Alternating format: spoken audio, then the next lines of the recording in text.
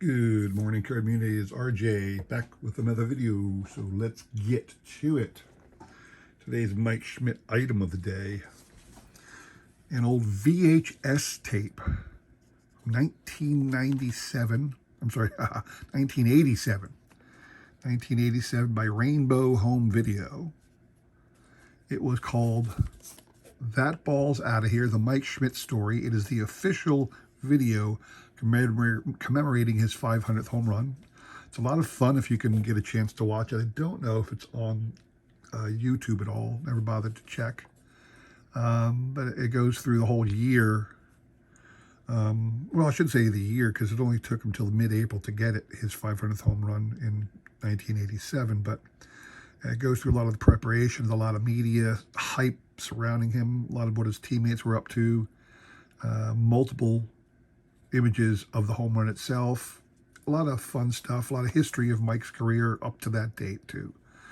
So it's a really good part of my collection. You don't see too many VHS tapes these days, but I have several that are important to me. My random baseball item of the day highlights that fact itself. I'm going to put these all in one pile right here. So back in the 80s, well, let's talk a little bit about World Series films in general, right? So the World Series videos, what we know today as the World Series films, started in 1943.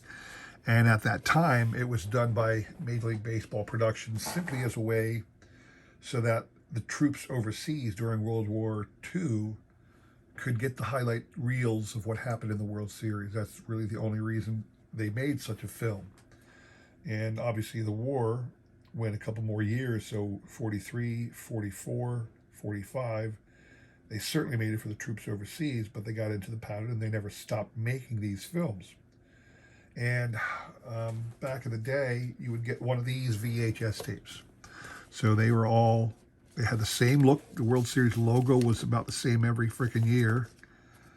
But it would have the World Series, these World Series videos. You get them every year in VHS tape form.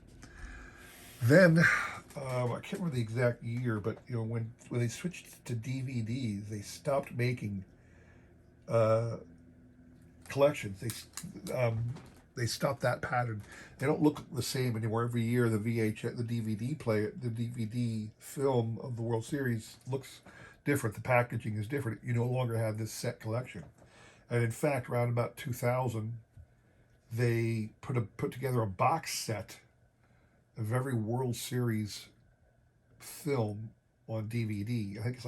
I think it can be had for about $75 now, maybe $150 somewhere in there. And I've been slow to get it. One of the reasons I don't even bother is because every single World Series film can be had on YouTube right now. You can get it for free, so why would I buy it? And that's the problem I have with a lot of my videos that I've collected over the years. I have a lot of videos, baseball movies, baseball highlights, and all that stuff. Baseball movies, not so much, but the baseball highlight films can all be found, all of them, on YouTube. So it's almost like, well, why would I bother buying it then? Why would I make it part of my collection? So I struggle with that a little bit. But anyway, so the baseball films you see in front of you were the ones I purchased over the years. The 50 World Series, because that's the Phillies Whiz Kids World Series video. 69, I think I got this at a collection or something like that, because it's the Mets. First year the Mets won the World Series. 78, one of the Yankees-Dodgers films. Certainly the 80 World Series is a collectible for me, because it's a Mike Schmidt collectible as far as I'm concerned. 86 legendary Red Sox Mets.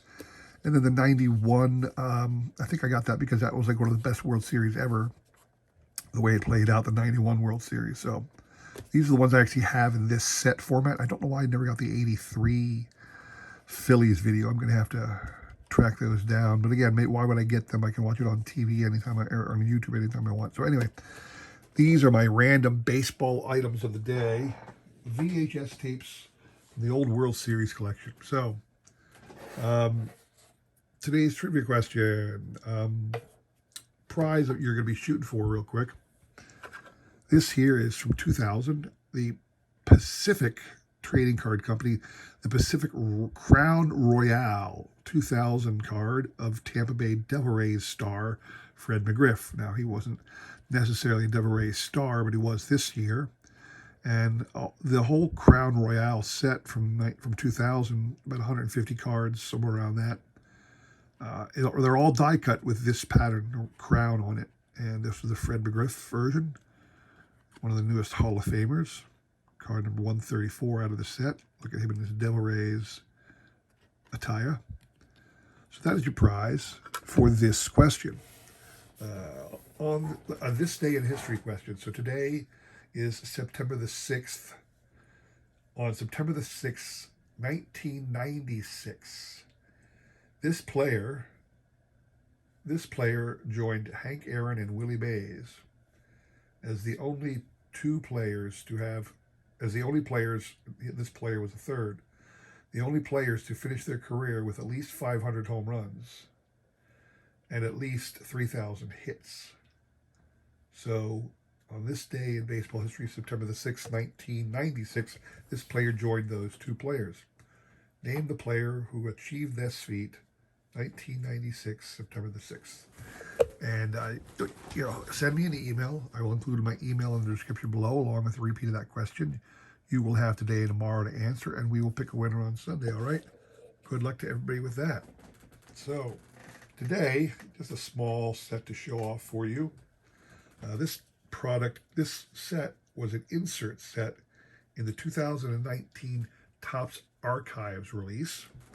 It was the Ichiro highlight set. So Ichiro was recently retired. His last year was 2018. So they kicked out a card set in 2019 featuring all these highlights of Ichiro. They all come with a reprint tag, the word reprint somewhere on the back of the card. Sometimes it's hard to find.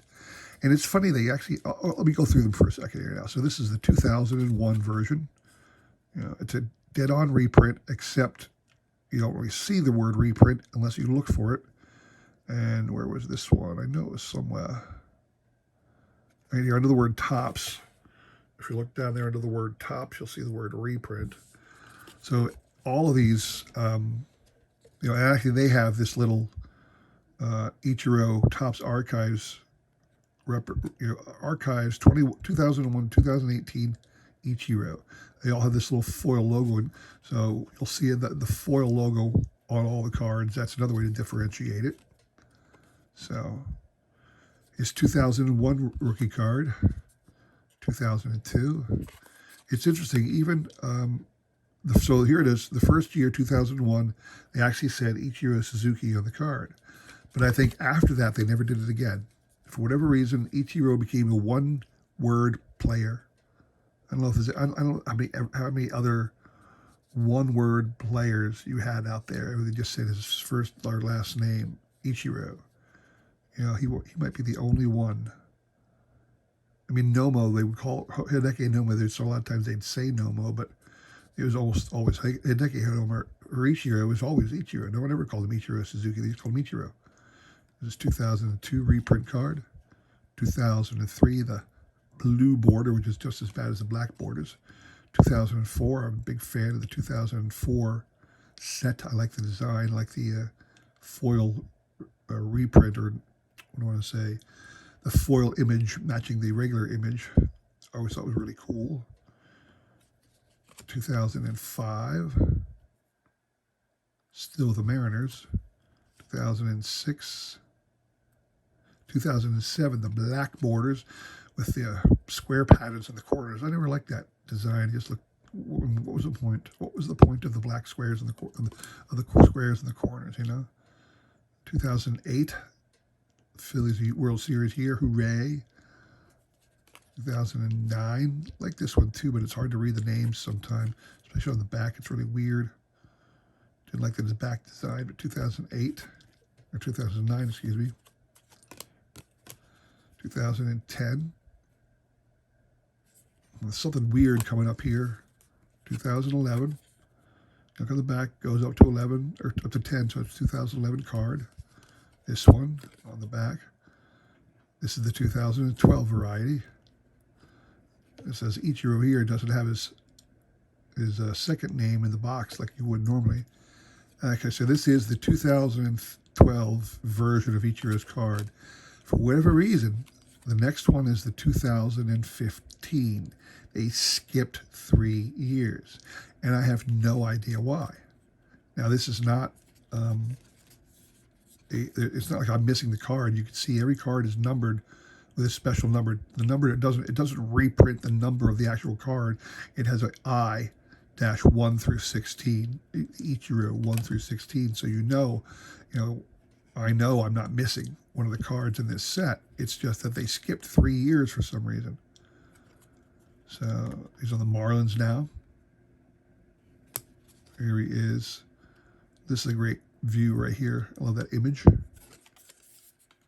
2016 card, 2017. Skipped his Yankee years. Woohoo, I like that a lot. 2017. I don't like it when they don't give the whole career stats. That annoys me. It's just me. And there he is, the 2018 card. So that is just a little small thing. It is, a great little set to have, highlighting one of the best players that ever was. Hard to fathom what baseball would have been like if Ichiro played his full career in the majors rather than a good long portion of his career for Japan. Hard to fathom how great he might have been. He still wasn't great. It's just that we didn't get the chance to see it all. He didn't get to pad his major league stats sufficiently. But anyway, that's all I got for today. Please consider like, subscribing, commenting, all that jazz. Come back again on Friday for one more video. Thanks for watching. Take care.